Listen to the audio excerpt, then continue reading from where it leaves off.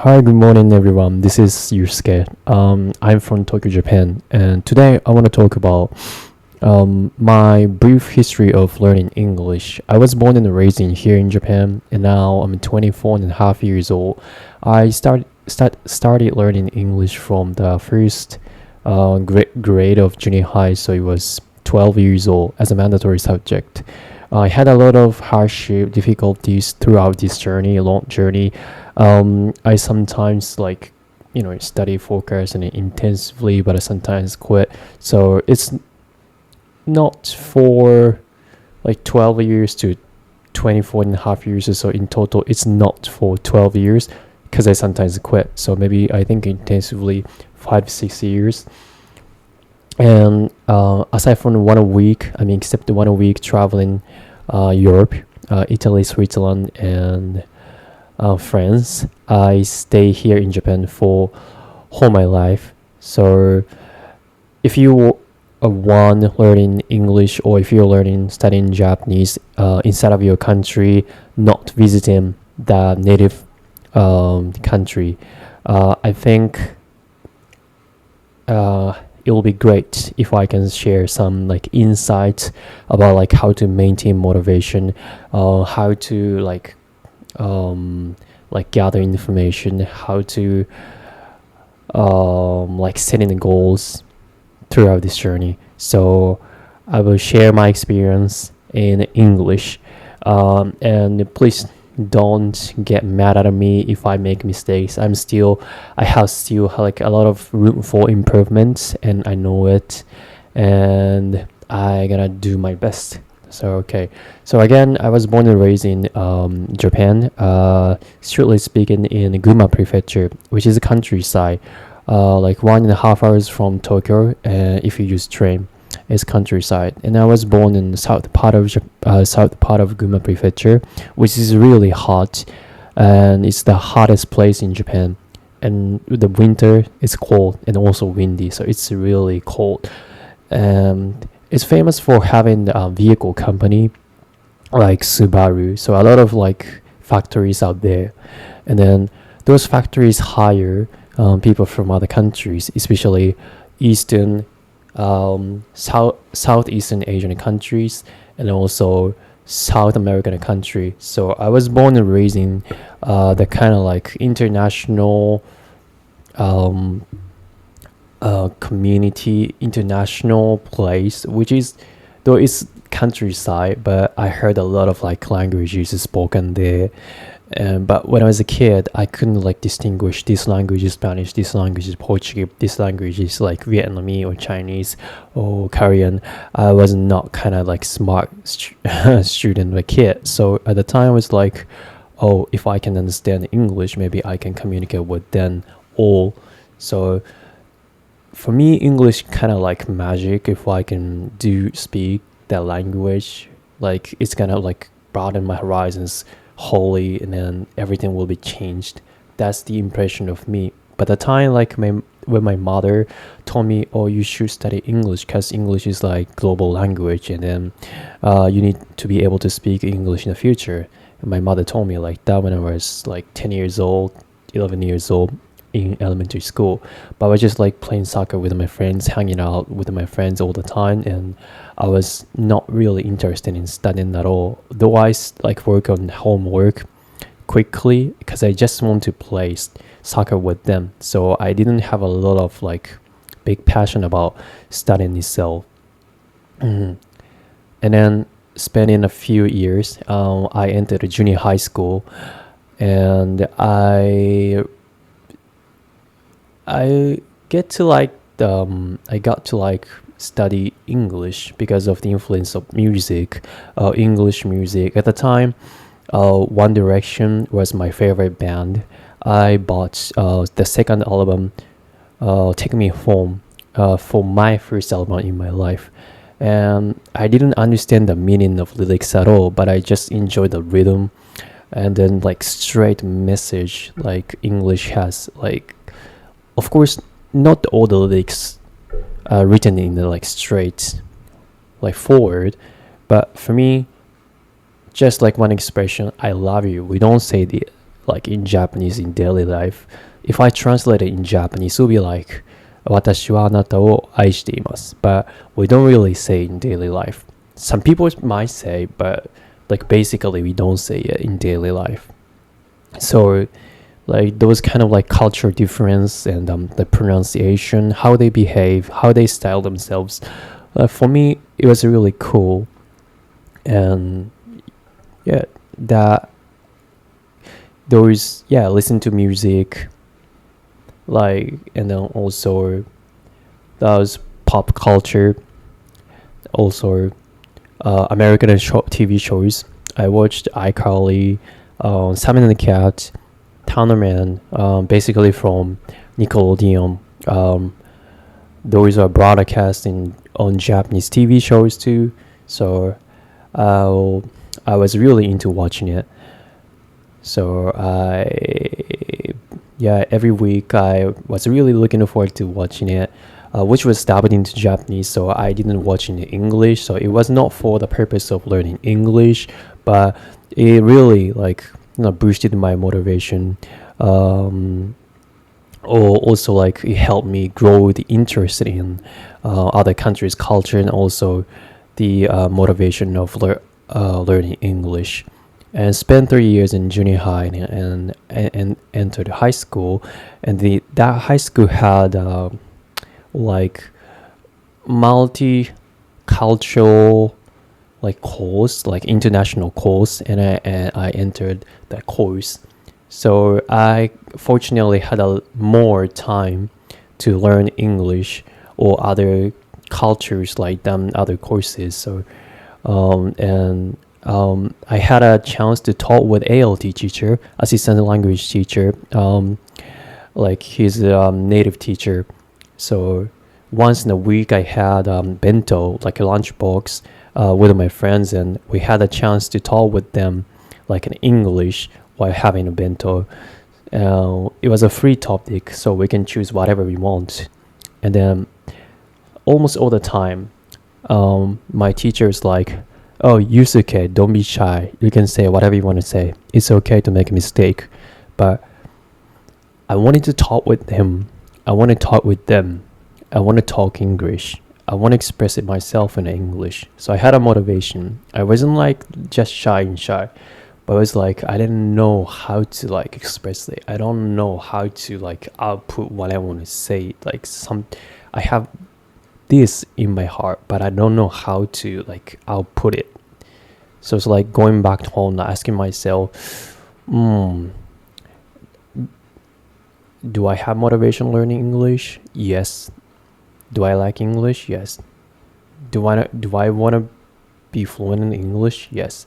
So the problem was I had the basic vocabulary, grammar, OL, and the pronunciation. So just lack of repetition, just I didn't have any chance to use it in daily life. So some people ask me some question in English, but I couldn't just quickly instantly answer the question because of lack of practice.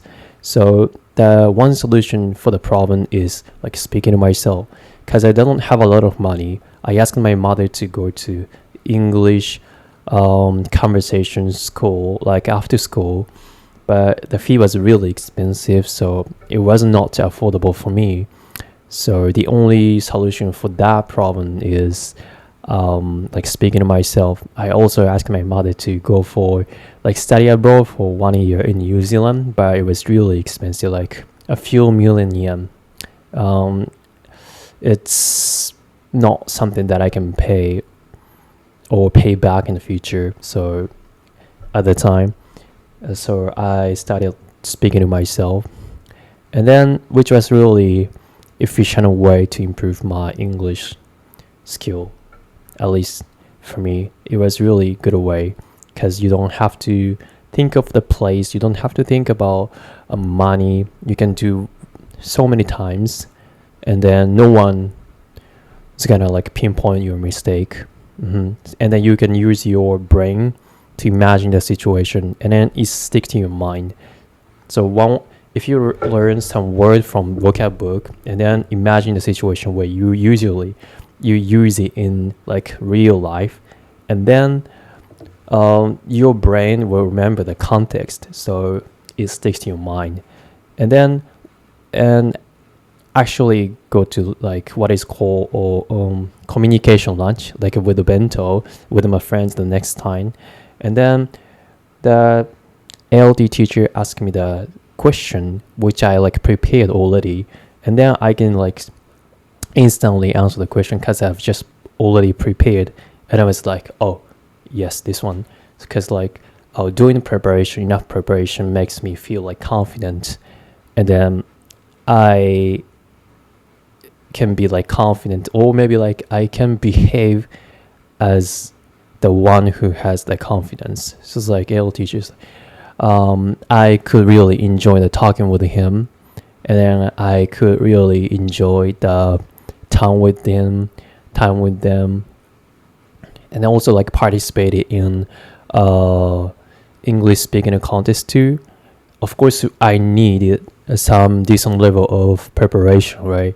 So like I have to memorize the vocabularies, expressions, the whole passage of it, like a few minutes, like 3 minutes and 4 minutes. But it was like really good opportunity for me because I have to like mimic the way that native speaker like pronounce the word expressions and like intonation too. Like Japanese language is like starts and stop, right? So the characteristics of the language is totally different. So mimicking the native speaker is also the one of the efficient way for me to enhance the level of my speaking ability. So like speaking to myself and then mimicking the way the native speaker uses the English. So those things, of course, for free. If you turn on YouTube, you can mimic the way, right? So you're gonna choose whoever you want. I want to speak like him. I want to speak like her. You can choose whoever you want to be. Yes. And what else? I started taking online lessons after graduating high school. I mean, while in university. I entered university 2020. I mean, April. So I needed to spend a lot of time inside of my room because of the pandemic. And I started taking online lessons, which is called Native Camp, which is really famous in Japan. So I could take 24/7. I could take lessons for 24/7 with no limit by paying the like monthly fee. It was not expensive, reasonable for us. Yeah, I really could make use of the time while staying home. Sometimes it's not really healthy just like working on laptop and then just join Zoom class and then submit the homework. But at the same time, I had a chance to talk with people from all over the world, and I could learn English just like killing two birds with one stone. Am I right? So it was really enjoyable for me.